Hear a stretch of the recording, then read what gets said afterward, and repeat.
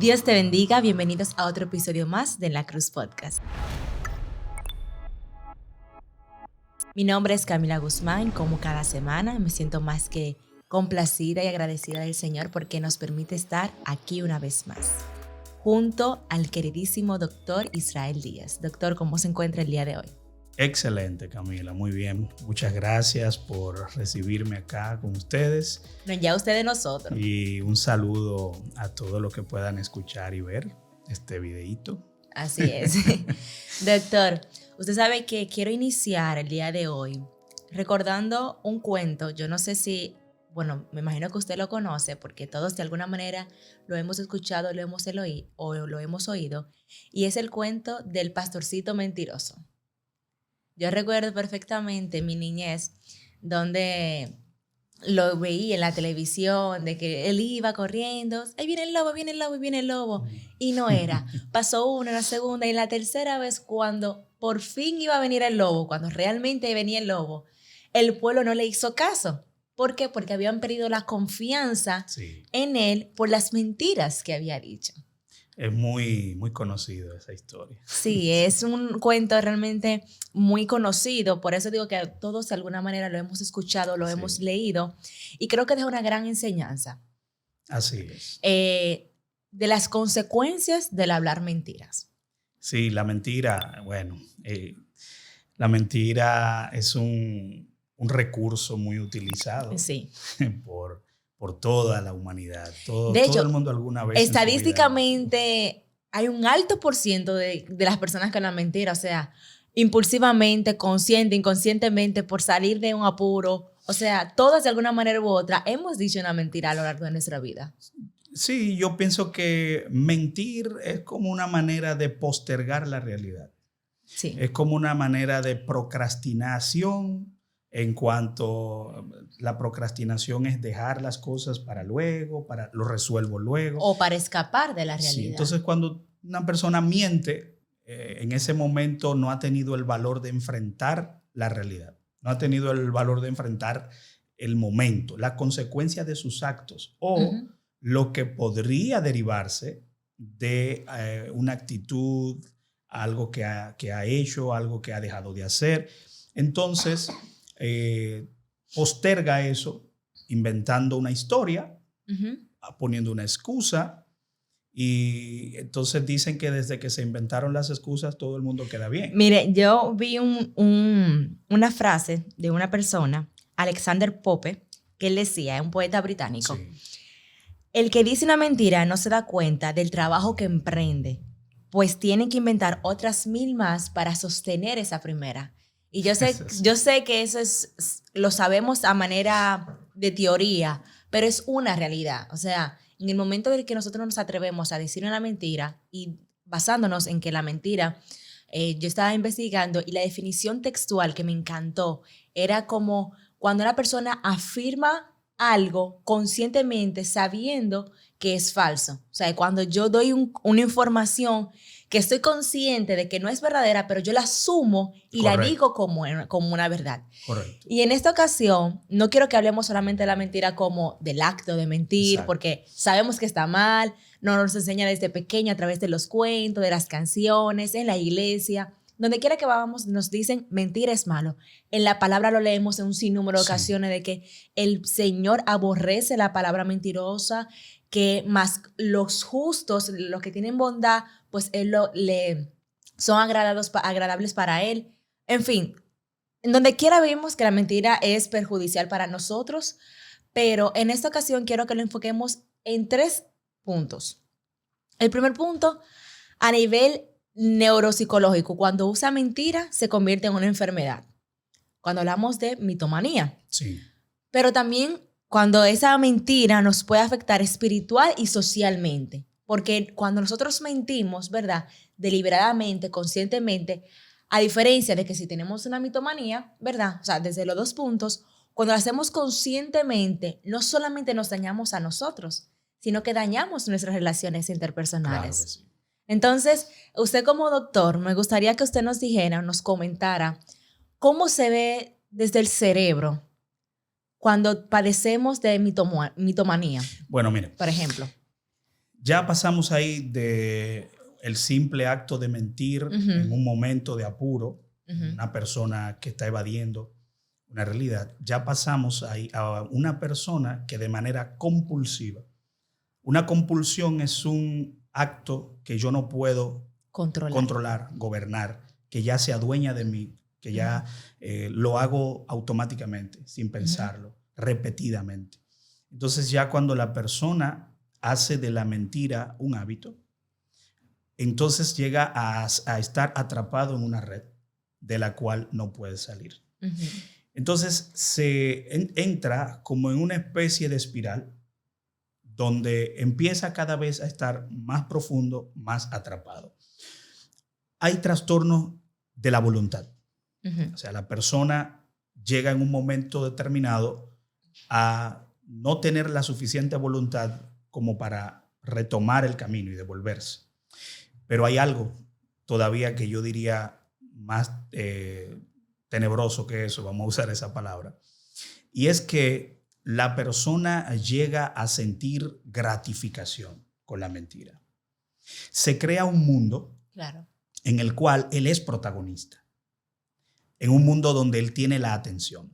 Es por eso que muchas veces las personas que tienen mitomanía pues sufren de trastorno de la personalidad. O sea, tienen comorbilidad con otros trastornos porque, o sea, él va asumiendo diferentes realidades, diferentes facetas, diferentes identidades que se adecúan, por ejemplo, con usted se comporta de una persona como alguien, dice diferentes cosas, pero con otra persona hace otra cosa. Y que muchas veces la mitomanía es causa por la falta de identidad. Sí. Una baja autoestima. La mentira compulsiva, o ya como lo hemos llamado mitomanía, es un síntoma como tal. O sea, no es el trastorno de base. Exacto. Es un síntoma. Es una manifestación de algo que está por debajo de eso. Hay algo subyacente, hay un trastorno a la personalidad. Hay una historia detrás. Exacto. Hay un problema que, como uno de sus síntomas, tiene el mentir compulsivamente. Esa persona puede tener un problema, una psicopatía. Ese paciente, un trastorno límite de la personalidad. Ese paciente puede tener un comportamiento, problemas en cuanto a sus relaciones interpersonales. Esa persona puede carecer de la estima propia y sentirse relegado. Tiene muchas carencias. Es una persona que no se siente seguro de sí mismo y necesita crear un ambiente que él controle. Un ambiente, sabe que la vida, la realidad, tú no la puedes controlar. Exacto. La vida es la vida, como viene. Tú te levantas hoy y tú no sabes lo que va a ocurrir. Claro. Tú tienes más o menos ciertas cosas pautadas. Tú tienes una agenda, pero la vida viene como viene. Y cuando comenzamos a tener esa tendencia de que no, yo tengo que arreglar mi mundo. Yo tengo que arreglar mi vida. Algo que usted decía, ese hábito. Sí. Porque muchas veces, o sea, lo que caracteriza que una persona sufra de la mitomanía es que lo hace compulsivamente, sin controlarse y muchas veces sin darse cuenta. O sea, su mente va creando y por eso es muy difícil la persona poder tratar ese tipo de problemas porque no lo acepta. Sí. Sabemos que si tú no eres consciente de que tienes un problema, no puedes trabajarlo. Entonces, en tu cerebro, en la corteza cingulada, que está relacionada con emociones, cuando tú mientes y esa mentira te gratifica de una manera en que tú puedes encajar socialmente. ¿O crees que puedes encajar? Exacto. Esa mentira te da un estatus. Tú eres un abogado y tú dices, muchacho, tú no sabes los casos que yo resuelvo. A mí me buscan grandes personalidades, empresas, y me llevan los casos más difíciles. Y yo soy el abogado de personas que tienen alto renombre, mira, de empresas. Y tú comienzas a crear una historia. Al principio, tú sabes que tú estás inventando una historia y que estás jugando con eso. Pero entonces algo que tú decías ahorita muy importante, cuando mencionabas a Pope, que él ya empezó. a crear un camino. Construyendo. Entonces ya mañana cuando vienen a preguntarte y hablarte de eso, ya no te puedes devolver. No puedes decir, no, mira, eso fue relaja. No, sí, claro. Entonces ya ahí te estás reafirmando en esa situación, esa condición, y comienzas entonces, cuando es con alguien conocido, familiar, amigo muy cercano, que la persona te conoce bien y sabe tu realidad y tu entorno, ya esa persona dice, no, fulano inventa cosas, es una persona que le gusta crear historias. Con ese no te va tan bien. Pero cuando es alguien que no es frecuente contigo, es alguien que tú puedes impactarlo. Exacto. Es alguien nuevo. Sí, porque alguna de las características de las personas mitómanas es que buscan la atención, buscan el ser aceptados, buscan encajar en una sociedad, encajar en una élite. Entonces, cuando, por ejemplo, hablando de que somos abogados, yo estoy en esta, ¿cómo que se llama? El bufete de abogados. En el bufete de abogados.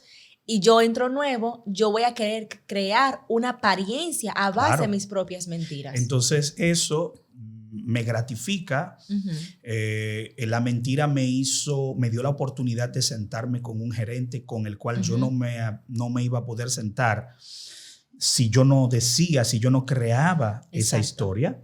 Ya me estoy codeando con personas que antes yo veía como difíciles, pero no lo intenté en mi vida, en mi mundo real, no lo intenté con mis propias capacidades, sino que yo me hice a la idea de que no podía, y como me hice a la idea de que no podía, entonces creé un personaje, creé una historia y nunca lo intenté siendo yo mismo.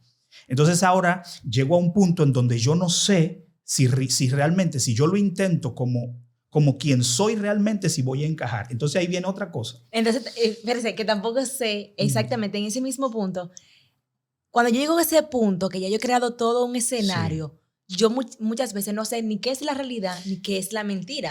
Exacto. Entonces llego a un punto donde yo digo, entonces, realmente, ¿dónde estoy? Exacto.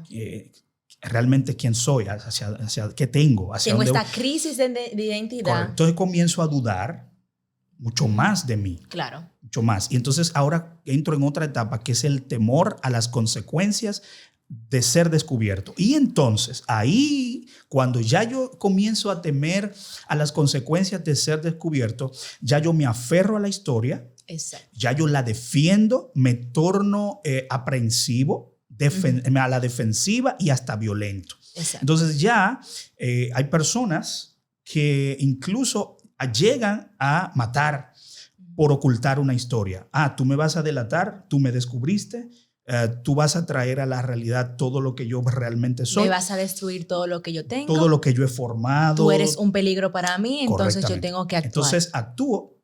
Algunos llegan al extremo de quitarle la vida a alguien, pero pueden cosas que son menos de ahí, por ejemplo, crear un artificio para que a ti te saquen del trabajo. Exacto. Porque tú eres la persona que conoces ya mi realidad. Claro. Puedo crear un problema en tu departamento, etc. O sea, está evadiendo el peligro. Sí. Entonces, no lo enfrenta. Esa persona se torna peligrosa. ¿Por qué? Porque es una persona que a toda costa quiere guardar lo que ha construido, lo que ha creado. Entonces esa persona, carente de una personalidad propia, herido, susceptible, con una estima muy golpeada, que ha logrado escalar, que ha logrado conseguir cosas, que logra, imagínate un conferencista, un predicador, un pastor, un coach, un mentor, una persona que ha creado toda una historia, toda una aura alrededor de su persona, y tiene seguidores por las redes, tiene seguidores en diferentes partes, va a un lugar, expone, y esa persona es seguida, ¿verdad? Entonces, ¿qué ocurre? Esa persona se siente bien en ese momento porque tiene la atención. Y al tener la atención, ya quiere más. Hay un sistema, tenemos un sistema que se llama el sistema de recompensa y castigo. Entonces, ¿qué pasa? Las cosas que me producen a mí excitabilidad, que me producen placer, cada vez ese sistema me va pidiendo que aumente la dosis. Ya hoy yo no quiero conformarme con ser conocido en mi barrio. Ahora yo quiero más, yo quiero más cámaras, yo quiero luces, ahora yo quiero una plataforma más grande, yo quiero ahora que me conozcan en todo el país, es más, yo quiero que me conozcan en todo el mundo porque siento que tengo esa necesidad. Exacto, y voy creciendo en eso, voy aumentando. Lamentablemente, cuando uno ve este tipo de personas y uno da hojas a la izquierda, o sea, mira su pasado, su infancia específicamente, uno se da cuenta de las carencias que tuvo. Sí. Y que muchas veces ese hábito de mentir fue producto a que estaba en peligro. Por ejemplo, padres abusadores o alguna situación X en su crianza, en su infancia, que lo llevó a que, bueno, yo tengo que mentir. O sea, por eso es que lo que nosotros somos hoy, el adulto que vemos hoy, es el resultado de lo que nosotros vivimos en nuestra infancia. Y también hay gente que lo hace por tigueraje. O sea... Y que lo va aprendiendo y se va acostumbrando. Exacto. Y se va... Porque no es lo mismo hablar de cuando tenemos una adicción, somos compulsivos a ser mentirosos. Mentiroso puede ser cualquiera. Es una adicción, así como tú lo has dicho. Entonces, yo no puedo, por ejemplo, vamos a decir, una persona adicta al alcohol. Yo no puedo encasillar en un mismo lugar a la persona adicta al alcohol a una persona que se toma 2 o 3 tragos y no le pasa nada. O sea, no son las mismas condiciones. No, claro, ya en cuanto incluso a su sistema nervioso, Exacto. a su voluntad, lo volitivo ya está preso. Exacto. Entonces, a nosotros en varias ocasiones, algunos diferentes maestros en nuestra formación, diferentes momentos, nos han dicho lo peligroso que es una frase que a veces se utiliza para personas que están pasando por algún problema de la personalidad, de la conducta, del humor, que se le dice, pon de tu parte. Y yo tenía un maestro que me decía, una de las peores cosas que tú le puedes decir a una persona que está pasando por un trastorno que él no gobierna ya, que ha sobrepasado su voluntad, es decirle, pon de tu parte.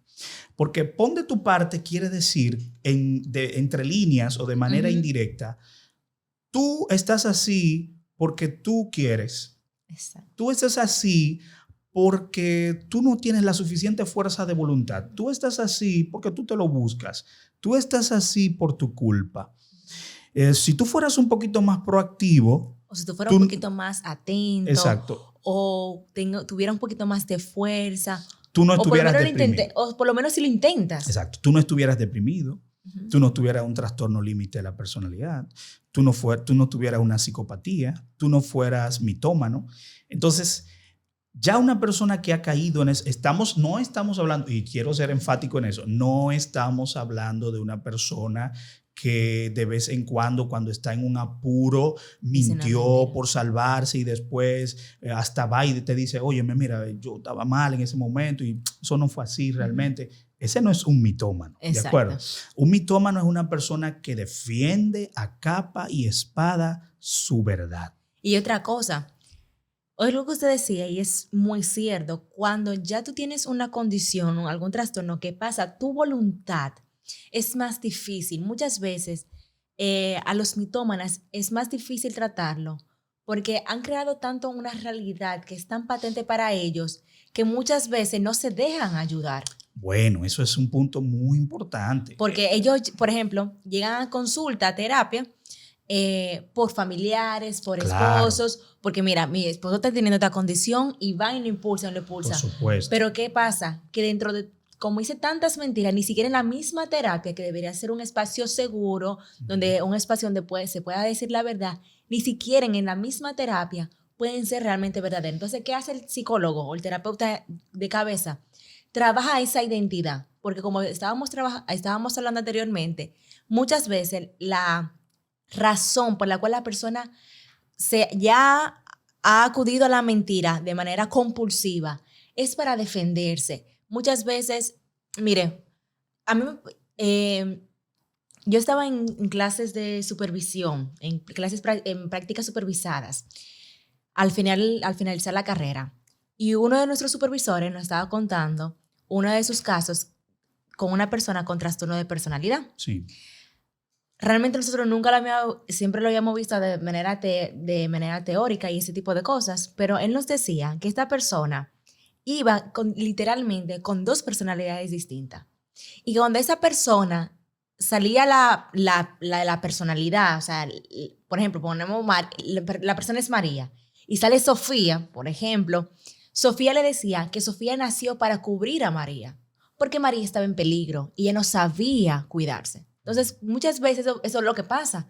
Estos trastornos, estas personalidades distintas, este recurso de yo acudir, de ya yo ser compulsiva a la mentira, es para yo cuidarme. ¿Por qué? Porque no tuve los recursos suficientes mientras yo estaba en la infancia o en ese momento traumático, lo que ocasionó eso, que yo acudo a esos mecanismos que no son favorables, pero es lo único que yo conozco realmente. Sí. Porque muchas veces no tienen la ayuda. Hay que estar consciente de que estas personas, si los vamos a abordar, vamos a ayudarlos, si queremos ayudarlos, si queremos serles de utilidad.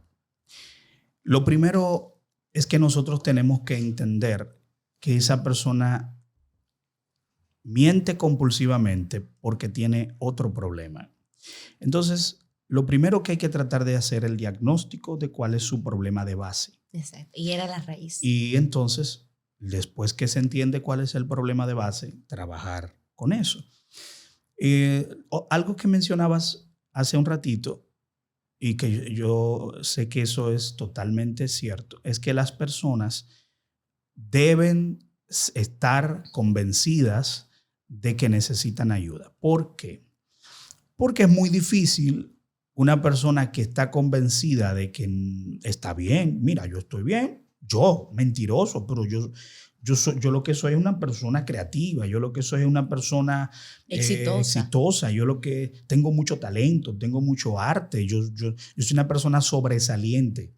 Y tú estás dándote cuenta que la persona realmente ya no puede seguir adelante con ese cuadro y tú tratas de ayudarlo, pero sí tiene que haber una situación, tiene que darse una condición sin la cual no se va a resolver. ¿Cuál es? Que la persona diga, mira, yo estoy consciente que tengo un problema. Tengo una situación. ¿Por qué? ¿Cuáles son los recursos a los que acude esa persona? Justificación. No, yo soy así o yo hago esto por esto. Yo tengo una justificación. Si tengo una justificación, entonces yo no soy responsable. Si yo no soy responsable, entonces tengo que buscar quién es el responsable. Y ese que es responsable, entonces es el que carga con el dado, como decimos. Exacto. Yo no tengo nada que buscar aquí. A mí me dañaron. No colaboro. A mí me afectaron. Yo estoy tomando una actitud por algo que me hicieron. Yo soy la víctima. Exacto. Entonces, no. Si esa persona quiere sanar, si esa persona quiere salir adelante, tienes que buscar a alguien que lo quiera ayudar. Pero él tiene que querer ser ayudado. Sí. Entonces, luego que esa persona viene donde mí, Israel, mira, yo tengo este problema, me estoy dando cuenta de esto y de esto. Lo primero que yo tengo que hacer es reconocer cuál es su situación, ser empático con esa persona. Él no vino donde mí para que yo lo acribille, para que yo lo juzgue, para que yo lo termine de hundir. Entonces, pero yo tengo que ser lo más honesto posible con esa persona. Tengo que ser franco. No tengo que dar muestras de ambivalencia, ni mostrarle una doble cara, porque eso lo va a ahuyentar de mí.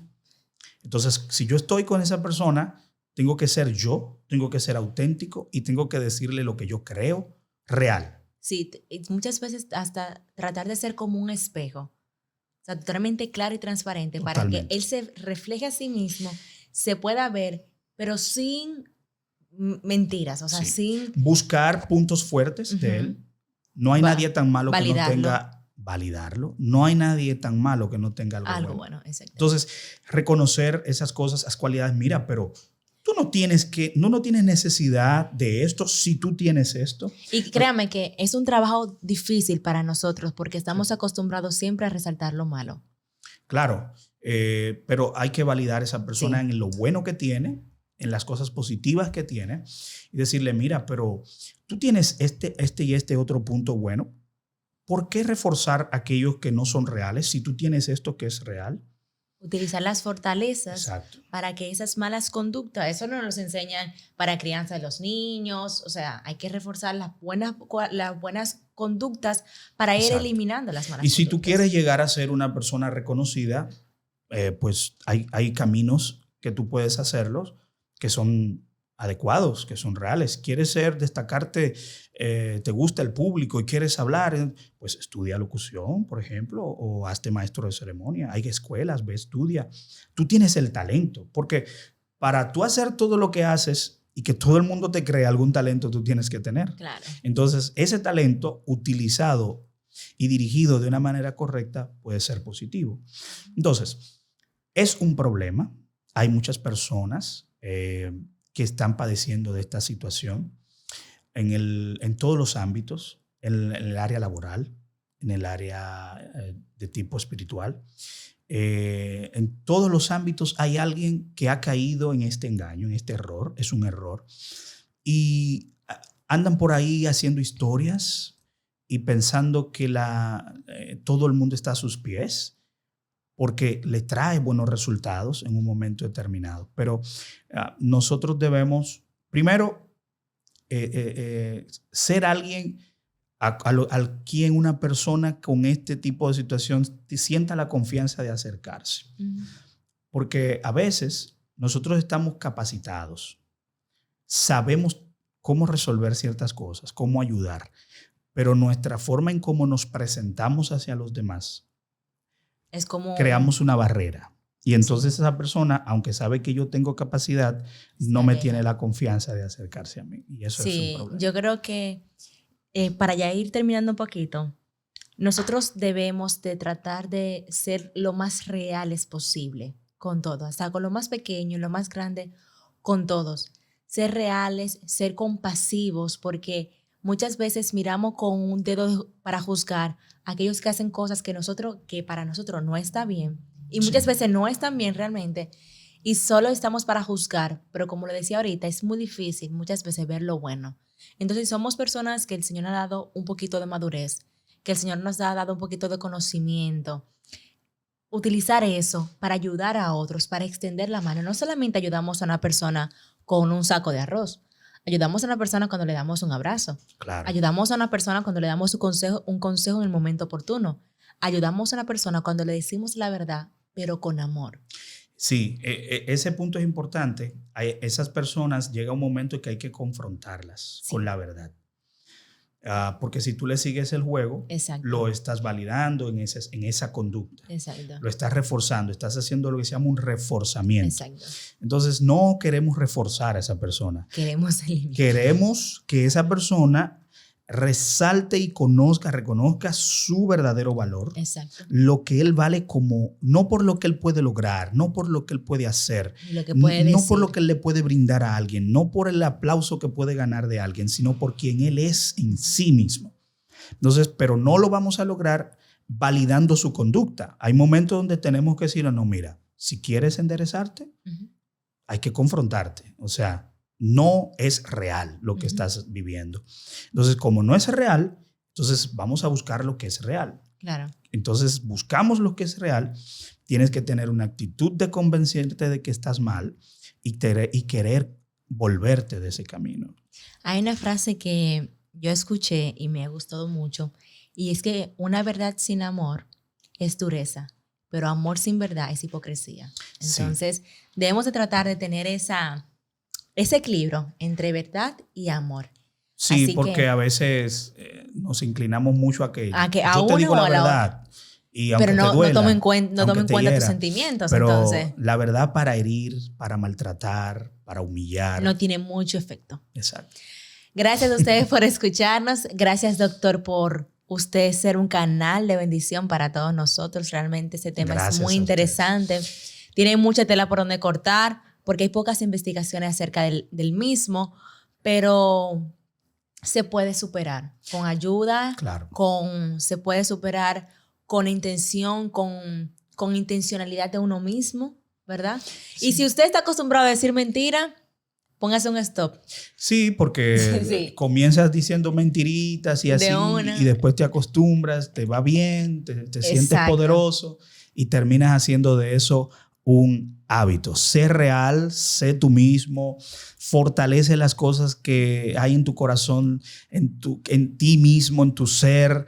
Busca crecer, busca fortalecerte, pero siempre con la verdad. No crees un mundo falso, sino que puedas crecer en un mundo real, un mundo verdadero. Que así como tú eres, y así hay mucha gente que te ama, que te admira, aunque tú no lo sepas. Y sobre todo el que te creó, te quiere, te ama y quiere, te está esperando para que tú vengas. Tal vez no tengamos un padre, una madre, un hermano, un esposo, alguien que nos diga, yo te amo, yo te amo. Sí. Pero tenemos a un Dios todopoderoso que está ahí y aquí, que nos dice todos los días que nos ama y que está pendiente de nosotros. Así es. Hasta la próxima. Bye, bye. Bye.